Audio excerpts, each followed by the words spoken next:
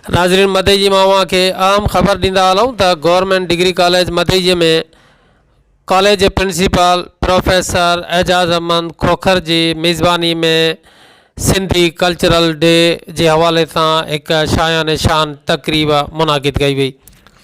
तकरीब में कॉलेज के शागिर्दन उस्तादन शहर के मुख्तलिफ़ सियासी समाजी अगुवाणन सहाफ़िन अदीबन वॾे तइदाद में शिरकत कई। तकरीब में सरदारज़ादा बिशारत अली खान कमारियो ख़ुसूसी तौर ते शिरकत कई, जॾहिं त प्रोफेसर आगा तारिक दुरानी स्टेट सेक्रेटरी जा फ़राइज़ सरअंजाम ॾिना ऐं प्रोफेसर एजाज़ अहमद खोखर जेके प्रिंसिपल आहिनि गवर्नमेंट डिग्री कॉलेज मदई जा जिन मेज़बानी जा फ़राइज़ सरअंजाम ॾिना ऐं आयल महिमाननि खे आजियाणो पिणु ॾिनो, जॾहिं त आयल महिमाननि खे सहाफ़िन के सिंध जी सूखड़ी टोपी ऐं अजरक जा तोहफ़ा पिणु पेश किया। नाज़रीन, सिंधी कल्चरल डे की मुनासिबत से कॉलेज के शागिर्दन सिंधी गीतन ते रक़्स पिणु कयो।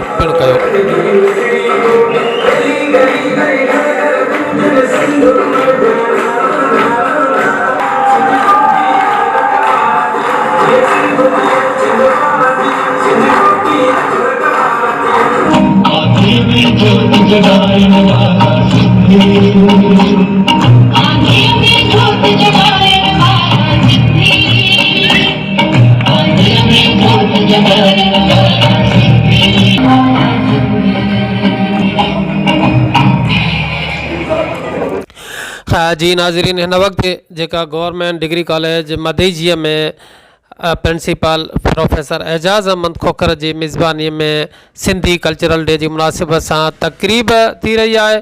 तकरीब के दौरान मेज़बान प्रोफेसर एजाज़ अहमद खोखर पारां शहर के आयल मुअज़्ज़ज़ सहाफ़िन के सिंध की सूखड़ी अजरक जा तोहफ़ा पेश किया पिया वञनि, जॾहिं त उन सां गॾोगॾु सहाफ़ती मैदान में एप्रिसिएशन सर्टिफिकेट पिणु पेश किया विया सहाफ़िन खे।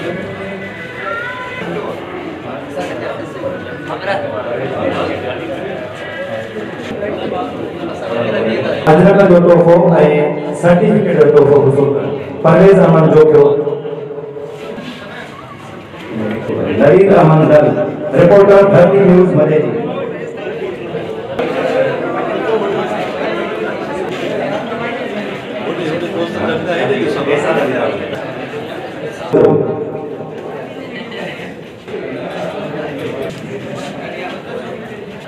रिपोर्टर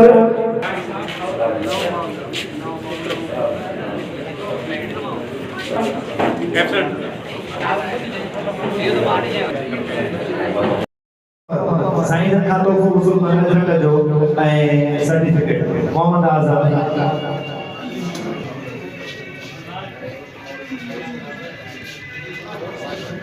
अजरक जो तोहफ़ो हुसूल ज़मीर अहमद घांगरो।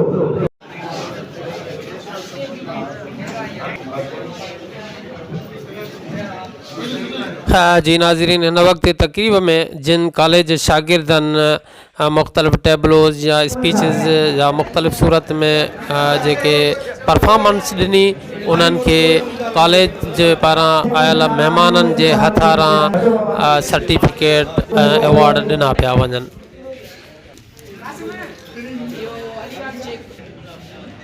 तो जारी सारिया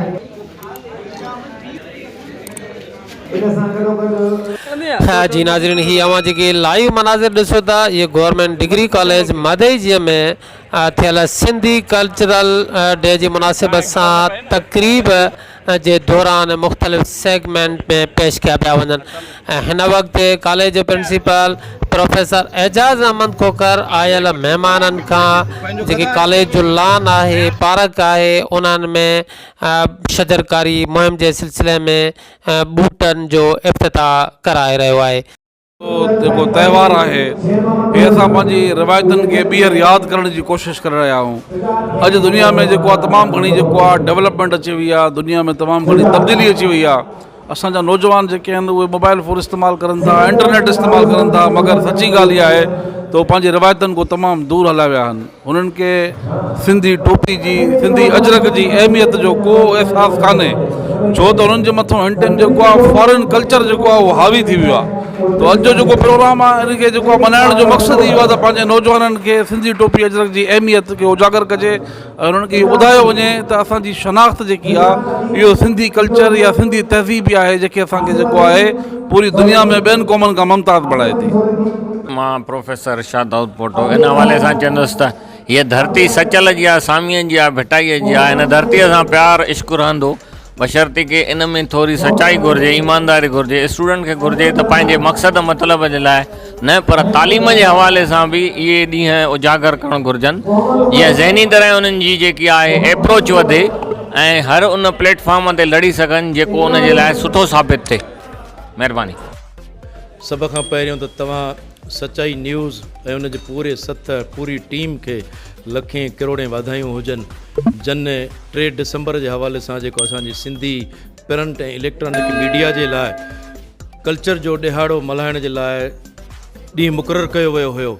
उन ई सिलसिले में असां अॼु मदे जी डिग्री कॉलेज में 3 डिसंबर जो प्रोग्राम खणी एडवांस में तयारी कईसीं। जेको तव्हां ॾिठो त असांजी सिंध जी कल्चर जेका आहे उहा रिच आहे, रहंदी ऐं इंशा अल्लाह ताला ता क़यामत ताईं रहंदी। ऐं इहा असांजी सिंध जी कल्चर उन में तव्हां हिकिड़ी जेके आहिनि नंढड़ी जेका आहिनि काविश, नंढड़ी ख़ूबी असांजे शागिर्दनि जी महिनत तव्हांजे साम्हूं हुई त उन्हनि कल्चर खे उजागर करण जे लाइ पंहिंजा टेबलो, पंहिंजा खाका ऐं सिंधी में तक़रीरूं, सिंधी में जेके आहिनि गीत, सिंधीअ में लाॾा, सिंधीअ में जेके आहिनि उन्हनि पंहिंजा सिलसिले में सॼा कल्चर खे उजागर करण लाइ पेश कया। उन खां पोइ सिंधी ज़ात खां ऐं सिंधी जेके आहिनि ॿोली खां सवाइ जेके सिंधी न सम्झी सघनि उन्हनि खे उर्दूअ में कल्चर के भेटा पेश कई, तो उर्दू में स्पीचिस कयूं, उर्दू में जेके टेबलोस पेश कया, तो उन्हनि खे असां ॾेखारियूं त असांजी कल्चर जेका सिंध जी कल्चर आहे उहा रिच आहे। उन खां सवाइ जेके उर्दू बि न सम्झी सघनि त असांजे मदईजी जे शागिर्दनि उस्तादनि जे महिनत सां अंग्रेज़ीअ में पंहिंजूं जेके आहिनि स्पीचिस जेके आहिनि उहे मुख़्तलिफ़ जेके आहिनि मकालमा पेश कया, त पूरी दुनिया लेवल ते जेके आहिनि असांजी सिंध जी सकाफ़त जेका आहे उहा ॿिया ॿोलियुनि वारा असांजा सम्झनि ऐं ॾिसनि त असांजी सिंध जेका आहे उहा कल्चर जे जेके आहिनि हिकु हिकु शइ सां भरी पई आहे। जॾहिं बि सिंध में ईंदा त सिंध जी मटी जेका उन्हनि खे उन मटीअ जी ख़ुशबू उन्हनि खे ॿुधाईंदी त उहा जेके आहिनि असांजी सिंध किथे आहे ऐं किथे कमु पई करे।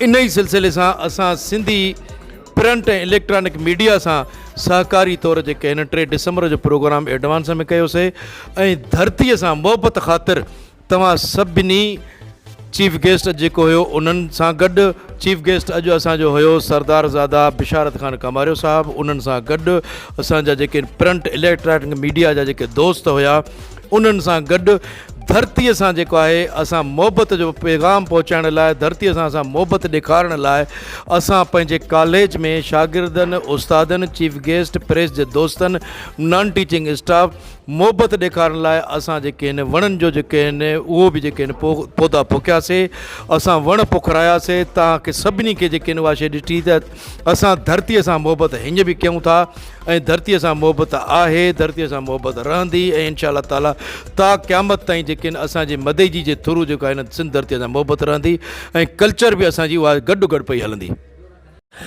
है जी नाज़रीन, गवर्नमेंट डिग्री कॉलेज मदईजीअ में थियल सिंधी कल्चरल डे जी मुनासिबत सां तक़रीब जे इख़्तिताम खां पोइ कॉलेज जे प्रिंसिपल प्रोफेसर एजाज़ अहमद खोखर पारां आयल महिमाननि खे रेफ्रेशमेंट ॾिनी पई वञे।